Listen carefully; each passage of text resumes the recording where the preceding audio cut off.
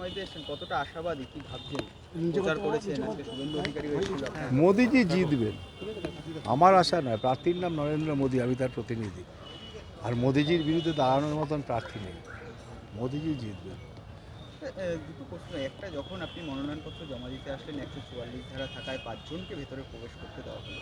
একটু আগেই বারাসাতের যিনি প্রার্থী কাকলি ঘোষ দস্তিদার, তিনি এসেছিলেন, একেবারে তার কর্মী সমর্থক সবাইকে নিয়ে নিয়ে হচ্ছে দরজার সামনে পর্যন্ত পৌঁছে গেলেন।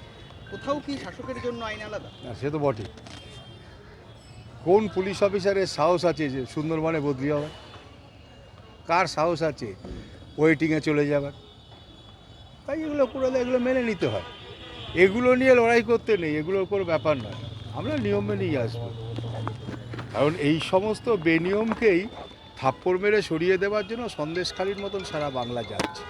একেবারে এক শেষ প্রশ্ন সুব্রতদা, সেটা হচ্ছে গিয়ে গত কিছুদিন ধরেই আপনারা বারবার অভিযোগ করেছেন পুলিশ শাসক দলের সাথে যোগসাযোগ হয়ে বিভিন্ন কাজকর্ম করছে। গতকাল মুখ্যমন্ত্রী মমতা বন্দ্যোপাধ্যায়ের সভা ছিল আমডাঙ্গাতে, সেখানে দেখা গেল তৃণমূল কর্মীর গাড়ি করে 2 পুলিশ কর্মী তারা ফিরছে। ফলে এটাকে আপনারা বিরোধীরা কিভাবে না দেখছেন? না, কি কাজ কোন দায়িত্বে ফিরছে এটা দেখে আমি বলবো না।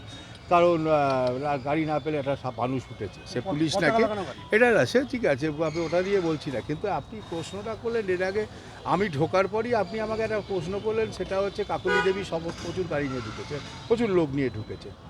তা এটাই তো প্রমাণ করছে। আপনিই তো আমাকে জানিয়ে দিলেন যে আইনে মানে ওই সরকারি দলের জন্য এক আইন, উল্টো দিকের দলের জন্য এক আইন। এটাই বাংলার পুলিশ করছে।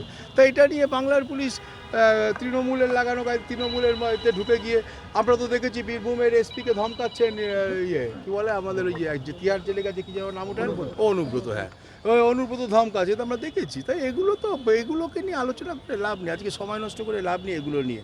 এগুলোর উত্তরই তো বাংলার মানুষ দেবে। কিন্তু দমদম কেন্দ্রটা একটা রঙিন ক্ষেত্র হিসেবে পরিচিত। এখানে তপন শিকদার জিতছিলেন, তারপরে অন্য দল জিতেছে, এখন আপনি।